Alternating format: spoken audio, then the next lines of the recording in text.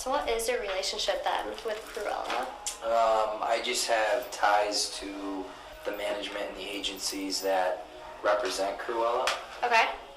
So we've done shows with them before, and this one kind of fell into my lap, and fell into Al's lap as well, and here we are, and we're what, 8 days? Yeah, next week. Next Thursday, so 8 days out. So what are you doing in preparation for the show? Oh boy. Marketing. Yeah. Pounding the ground, just having everyone, campus presence. Yes, all the local colleges is big, which is why I kind of wanted to come in, help out with the Brockport presence, getting a lot of the guys from the hockey team there and getting them, their input and pushing that to the college as well. You guys actually, the school did a ticket buy, which was nice. I mean, they purchased tickets to resell to their students at a discounted rate. And I heard they sold out in 24 hours, which was nice. That's awesome. Yeah. So what else do you work on besides Krewella? With LA, the company as itself, we do a lot of nightlife branding, we call it.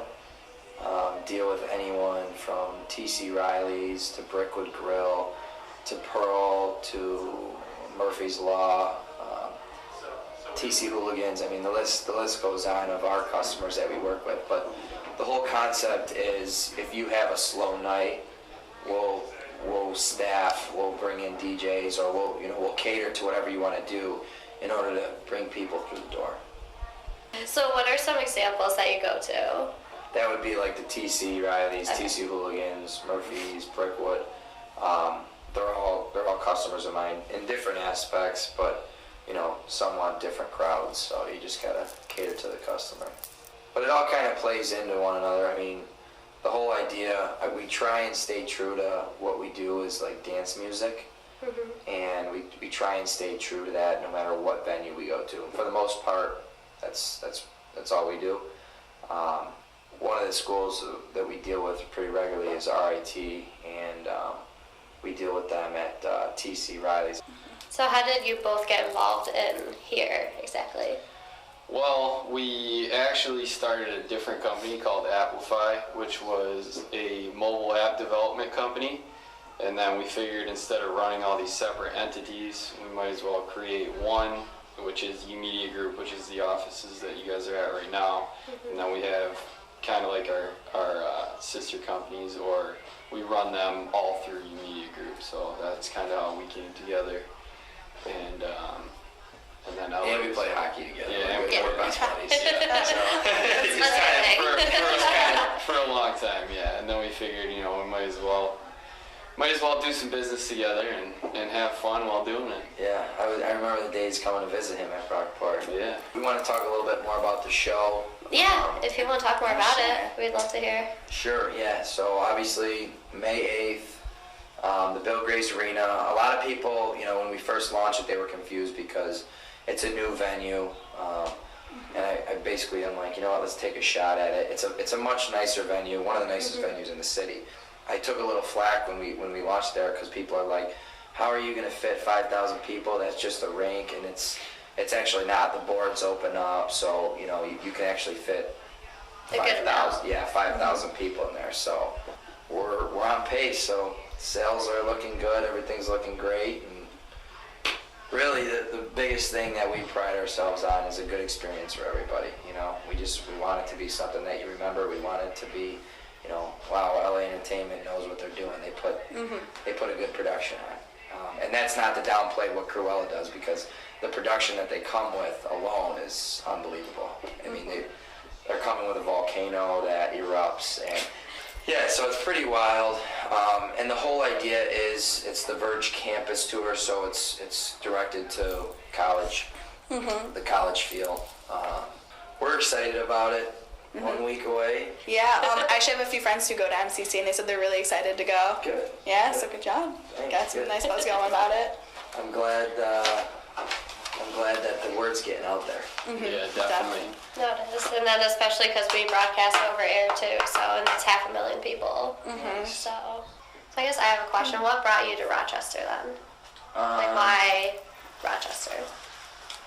Well, I'm from here, but what made me stay here was just the relationships that I had already.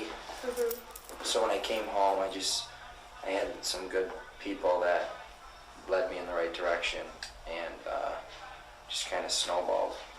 Here we are.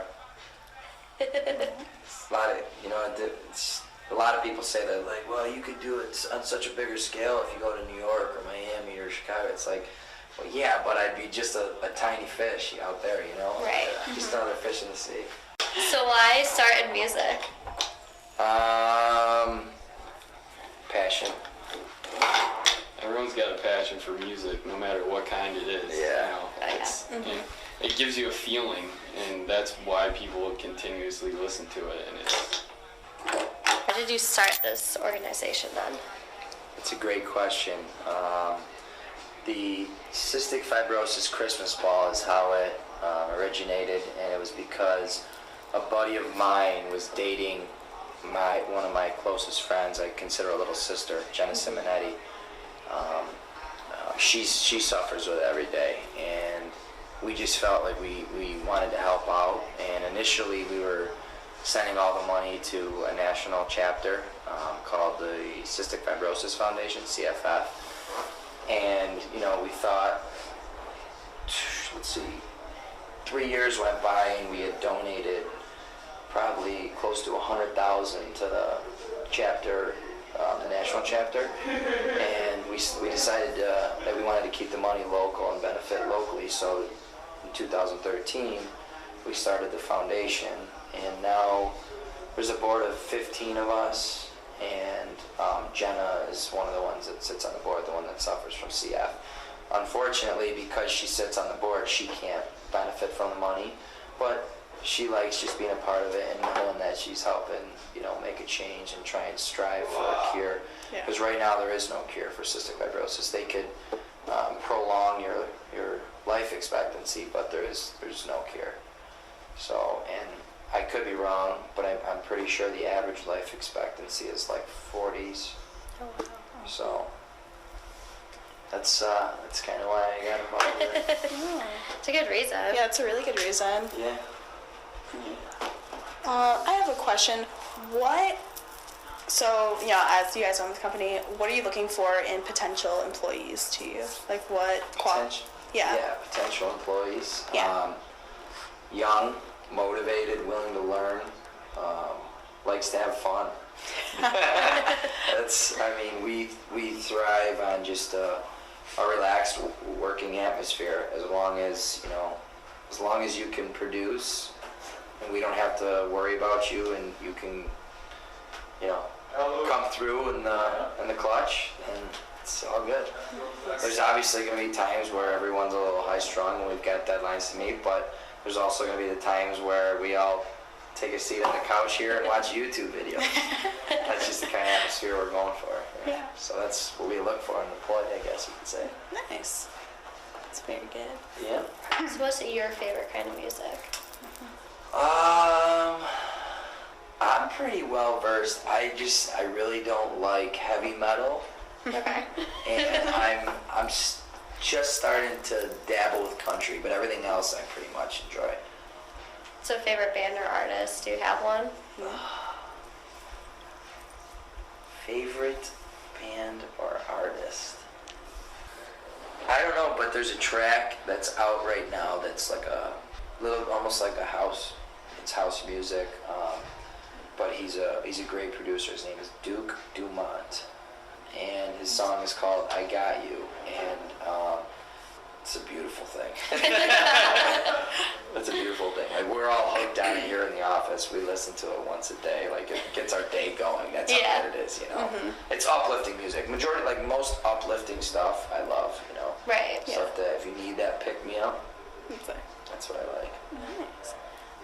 You guys put on, shows like this. What was your most memorable show that you remember going to? That I remember going to or that I put on? That you've just been to in your life. What do you think is Okay. the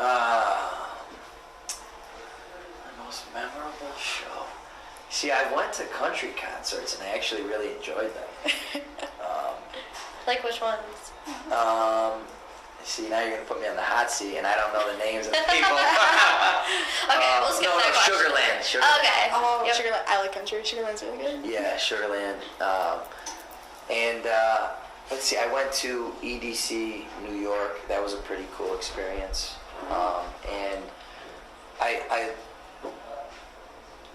I'm like well versed with DJs, so I guess you could say that's like my niche or my specialty. And I'd say that the top 100, the number one DJ, he's the number one DJ for a reason. His name is Hardwell, and he is. I met him 2 weeks ago, and he's just a great guy. And he really does like he. Most people are scripted and they don't sway from that. Like he's completely off the cuff and just awesome.